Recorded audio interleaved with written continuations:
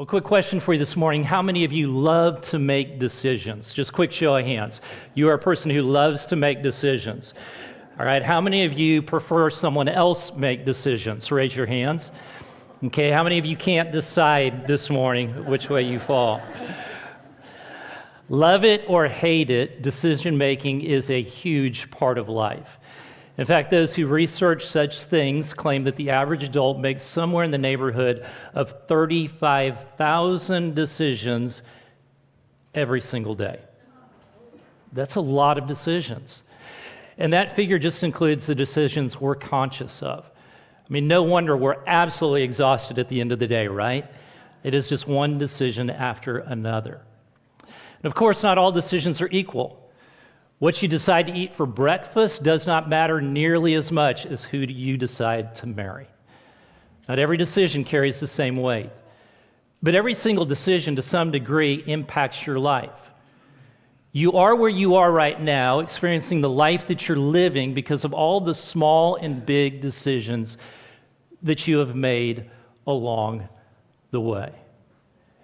And while we make thousands of decisions every single day and throughout our lives, really, the quality and direction of our lives comes down to one major decision. This is it. Which trail will you follow? How many of you like to hike? Okay, did I really need to ask that question? Every Californian claims they love to hike, whether they do or not. I'm going to be honest with you, I don't necessarily love to hike, but I've been enough times to know this. When you reach a trailhead, you immediately have to make a very important decision. And the decision is, which trail am I going to follow? Because trails matter. They matter. Some trails are not as easy as others. Some become much more difficult than they first appear. And most often, different trails lead to different destinations. And so today, we're beginning a brand new sermon series in the book of Psalms.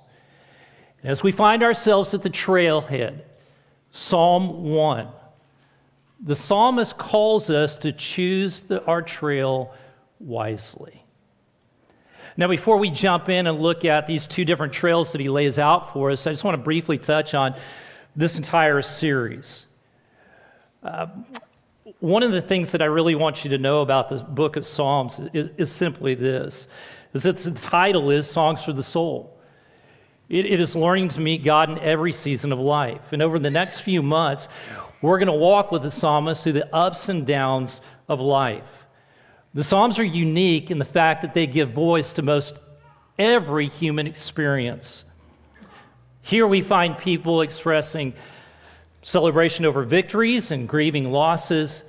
They're wrestling with doubts and confessing sins. We find people crying out in fear, and people overflowing with praise. If you've ever asked the question, can I really say this to God? The psalmist's answer with just this firm, absolutely, you can bring that before God. In so many ways, this book moves from orientation, just a stable life, to disorientation, where there is suffering and pain, to reorientation, in which we have a new beginning. And because of our choices and because the choices that other people make, we find ourselves moving in and out of these stages far more often than we like. And that's one of the reasons this book is such a gift. You hear this book, and it invites us really in so many ways to just join with the psalmist, to express our joys and frustrations, to express our hopes and our fears, to express our losses and disappointments. And at the same time, it also invites us to listen very closely, to listen to words of care and comforts, to listen to words of correction and also direction that come from God the Father. One cannot overestimate or overstate the important role that this particular book has played in the formation of God's people. It clearly helped shape the life of Jesus.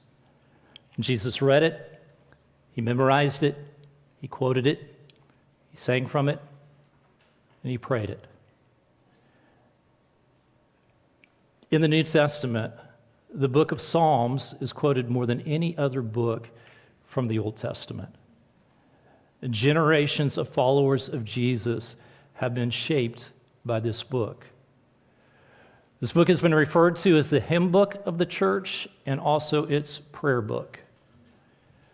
It gives us songs to pray and prayers to sing. We don't want to just come to understand the book of Psalms. We actually want to come to be formed by the book of Psalms.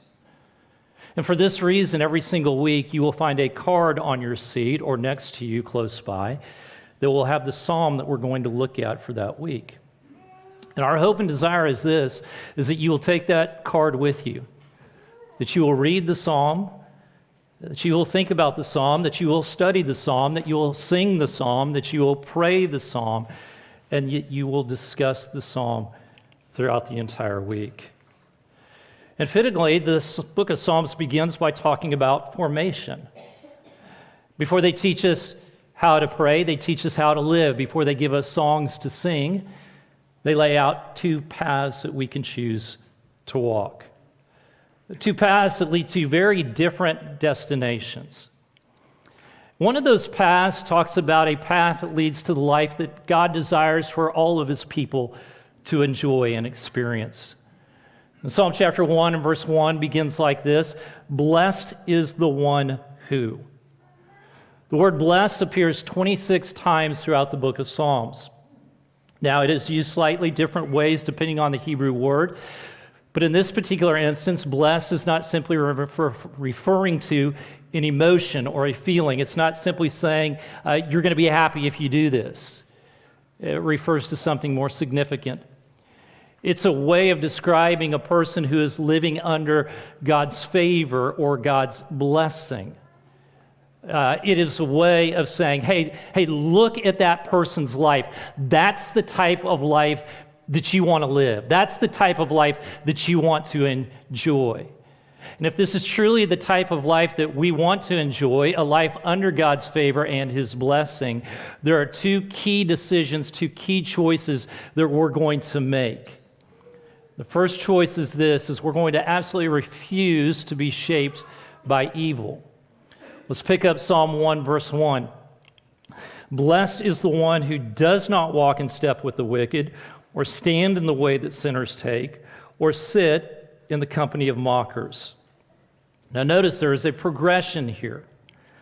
It goes from walk to stand to sit. The progression is from movement to being stuck. And oftentimes it happens very subtly. It may look like this. Occasionally you find yourself sitting at a table where gossip takes place. But as you continue to walk on that path, you eventually find yourself standing on that path, and then you find yourself sitting on that path, and suddenly you're the one who's hosting friends in your house to share some good gossip. It can look like this. Once a year, you place a bet on the Super Bowl, but you continue to walk that path. You stand on that path. Eventually, you sit on that path. And now you can't watch a game without having to drop a dime. And as every person who has ever been in that particular situation being stuck will tell you, maybe not initially, but as their life begins to unravel, they'll tell you this: being stuck is a horrible place to be. It feels completely powerless. Now, some of you might be thinking, now, wait a minute. You spent the last 6 weeks telling us to be close to people who are far from God. I mean, you'd been coaching us on listening and eating with and serving people that don't know Jesus. And now the psalmist is saying you need to completely avoid those people. But that's not what the psalmist is actually saying. And we know that because Jesus was shaped by the Psalms, as I mentioned. And Jesus made the decision that I'm going to engage the world. I'm not going to withdraw from the world, and neither should we. The issue is not proximity. The issue is influence. We must have an influence on other people, and at the same time, we must recognize the influence that people have on us. And this is what the psalmist is really saying here. Nobody wakes up one morning and decides, you know what, I'm just going to get off this path that I'm walking with God, and I'm going to move past. I'm going to change my direction. It actually happens much more subtly than that. Just over a period of time, we start listening to voices that do not share God's vision for life. We start taking our cues from people that really dismiss God's truth in our life. And all of a sudden you move from occasionally kind of listening to or getting advice from, but all of a sudden you find yourself in just this settled way of viewing the world that is completely different than God's vision. And if we're being completely honest with ourselves this morning, this is one of the great challenges of our day. Because every single day, whether we recognize it or not, for hours we are being discipled. We listen to podcasts on our way to work. We scroll through social media while we're standing in line. We binge watch TV at nights. We just consume all kinds of opinions and news and commentary about what truly matters in life. And the issue is not, is this evil? It's not necessarily evil, but it definitely shapes and forms our life. It teaches us what we should think about happiness. It says, here's what you should think about success. Here's what you should think about relationships. Here's what should make you angry. Here's what should make you fearful. Here are the things that demand your attention. Here's what demands your devotion. The issue is not, are you being shaped? The issue is, by whom are you being formed? That's the real issue. In so many ways, Psalm 1:1 is like a car in front of you who slams on its brakes when you're driving on cruise control. You know what I'm talking about this morning? So often when I'm driving on cruise control, I completely lose myself in my own thoughts. I mean, I just lose track of all this going on around me. I even forget where I am at times. I'm not exaggerating. On more than one occasion, I have gone miles past my turn because I have been so lost in my thoughts. Now, do you know what snaps me out of that immediately? When those brake lights light up red in front of me. And all of a sudden, I'm back. I understand. I've got to pay attention. The real problem is this. So often in life, I find myself going through life on complete cruise control. I'm not really paying attention to who or what is shaping and forming my life. Psalm 1:1 it's a brake tab. It snaps us back to reality. It says, who is truly shaping your understanding of truth? Who is truly shaping your understanding of right and wrong? Who is shaping your understanding of your purpose in life and what success is in marriage and money and sexuality and what it means to live under God's blessing? The psalmist says these voices matter. They matter because the path that you walk today will determine the destination that you arrive at tomorrow. This is what the psalmist is getting at. And if the first choice is refusing to be shaped by ungodly influences, the second choice is simply this: we're going to choose to be shaped by God's instruction. The psalmist goes on to say this in verse 2, but those whose delight is in the law of the Lord and who meditates on his law day and night. What law is the psalmist referring to? Well, maybe for you, your mind immediately goes to the Ten Commandments. And for others of us, we might immediately think about the first 5 books of the Old Testament. But the term that's used here is much broader in its understanding. So what it's really referring to is all of God's instruction. And so for us, what it means is this, is that we're just going to immerse ourselves in the complete story that God gives us. We're going to immerse ourselves in creation, in the fall, in the story of Israel, the story of King Jesus and his kingdom. We're going to immerse ourselves in the promise of the new heavens and the new earth. We keep coming back to this story over and over and over again because it reminds us of who the story is about. It is about God, and it reminds us of our place within this story. As we come back to this story over and over again, it reminds us that our purpose in life is not to build our kingdom, but our purpose in life is to seek His kingdom, to make sure that His will is done on earth as it is in heaven. And we come back to this story over and over again because it lays out for us the life that God desires for His people to live, one of self-sacrificing love for others. And I want you to notice the symmetry of Psalm 1, verse 2. It says this, His delight is in the instruction, but then it says on the instruction, He meditates. We meditate on what we delight in, and the more we meditate, the more we delight in it. It's been pointed out that these two verses, these two lines form an infinite loop. You delight, you meditate more, you delight more. But what does it mean to meditate? Well, for many of us, it might bring to mind, well, I'm going to start my day with a 30-minute quiet time. And that's great, but it means more than that. I mean, reading Scripture and praying to start your morning is wonderful. It's the way I hope we all begin our day. But the psalmist is getting at a much, much bigger idea or concept here. The psalmist means by meditate is that we quietly repeat the words of Scripture, the story of God, to ourselves. We turn it over in our mind again and again and again. We chew on the Word of God so it just becomes a part of us. It goes deep inside of our hearts. We make the decision that our lives are going to be shaped by God's story, God's promises, and God's wisdom.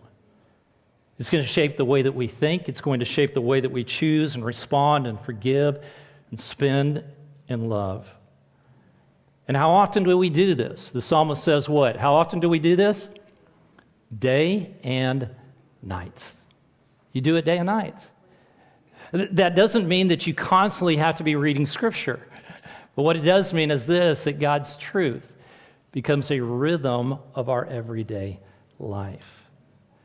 A few minutes ago, I shared with you that one of the things that snaps me back to reality is brake lights lighting up red right in front of me when I'm on cruise control. Let me tell you something else that kind of snaps me back to reality. It's when somebody waves their hand in front of my face and says, "Hey, what's going on in that head of yours?"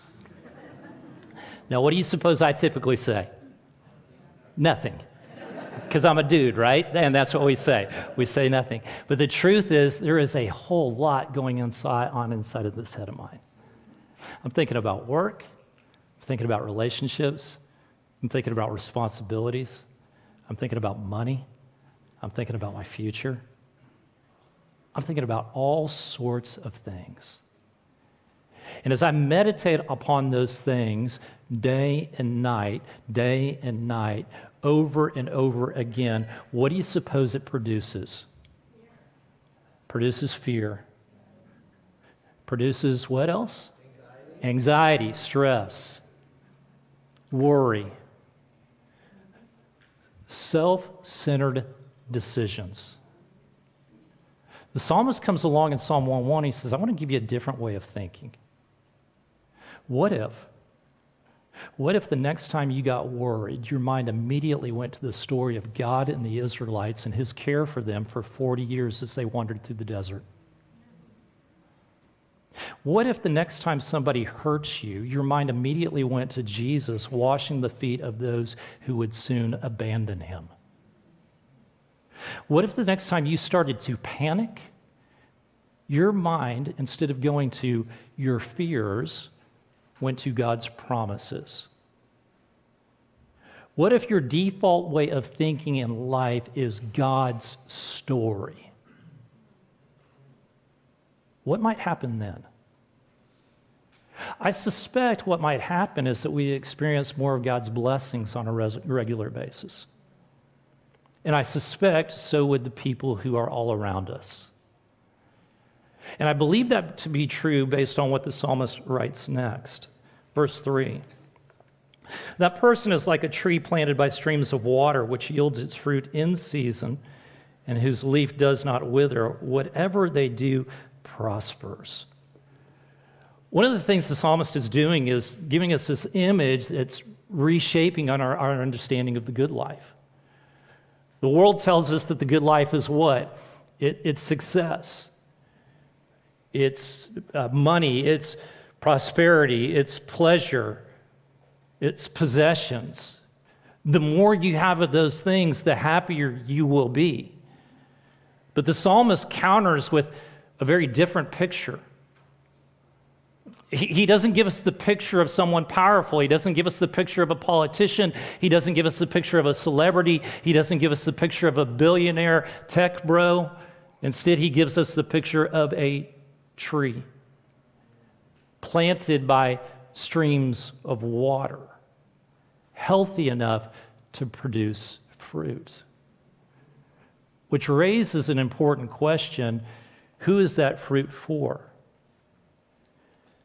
I have a plum tree in my backyard that right now it is full of plums. Do I really need to tell you that that tree doesn't benefit from those plums? The plums are not for the tree. The plums are for me, and they're for others. The psalmist is teaching us something very important here, something we've talked about for the past 6 weeks. The blessings of God are not inherently for you. They're not supposed to stop with you. Let me put it that way. They don't stop with you. They're supposed to flow through you. The blessing of the good life is not just so that you have more of God's blessings. It's so that you become the type of person that God works through to bless others. That's what the psalmist truly wants us to understand. If our lives are rooted in God's truth, he says, we will prosper. But please understand that promise from Psalm 1, it isn't a promise that every wish and desire and prayer is going to be fulfilled. It's not a promise that you'll never experience loss or disappointment or pain in your life. But it is a promise that if our lives are aligned with God's will, we will produce the kind of fruit that God desires for us, the kind that blesses others and brings glory to his name. But then the question comes, what if our lives are not rooted in God's truth? What if we decide to walk a very different path? Well, now the psalmist changes pictures. We've been focused on this tree. He says, look at the tree. It's deeply rooted. It's well watered. It's fruit producing. It endures in all seasons. He says, now let me give you a very different picture. Because here's where this second path is leading. He says this, Psalm 1, verse 4, not so the wicked, they are like chaff that the wind blows away. Chaff is that dry, papery husk that surrounds a grain of wheat. After harvest, farmers would throw it up in the air, right? And then the wheat, the grain, it would fall to the ground, the valuable part, but the chaff, it would just blow away in the wind. I want you to think about the contrast. There's the tree, and the tree is deeply rooted. And then there's the chaff, and it has no roots at all. And then there's the tree, and it's producing fruit. And then there's the chaff, and it produces nothing. And then there's the tree. It endures every season of life. And then there's the chaff. It does not. It disappears. The psalmist is reminding us that a life disconnected from God may look impressive for a season, but it has no real foundation. It lacks the roots that are needed to endure. And that's why he goes on and he continues. He says, therefore the wicked will not stand in the judgment, nor sinners in the assembly of the righteous. His point is not merely that one path is easier than another path. His point is this: here are two paths, and they lead to two very different destinations. One path leads to a life that endures in the presence of God. The other path, it does not. And so the psalmist concludes with these words: for the Lord watches over the way of the righteous, but the way of the wicked leads to destruction. That phrase, watches over, it means more than observing from a distance. It's really speaking about God's care, his attention, his involvement in the lives of his people. This is the great promise of Psalm 1:1, or Psalm 1. It's not that life is going to be free of hardship or struggle, but it's a promise that it is a life that you will live in the presence of God. That's where Psalm 1 is ultimately leading us. It's not simply leading us to a better life. It's not simply leading us to making better decisions. It's not simply leading us to a more fruitful life. It is leading us to God himself. And there is no greater blessing than God. So let me encourage you to take that Psalm card with you this week and spend some time with Psalm 1. I want to encourage you to read it in the morning, read it at lunch, read it before you go to bed. Ask God to show you who is shaping your life. Ask God to show you who is forming your understanding of what's happening in life. Ask God to show you how deeply rooted you truly are in him. It's super important. It's important because the path that you walk today determines the destination that you'll arrive at tomorrow. So let's choose very carefully this week.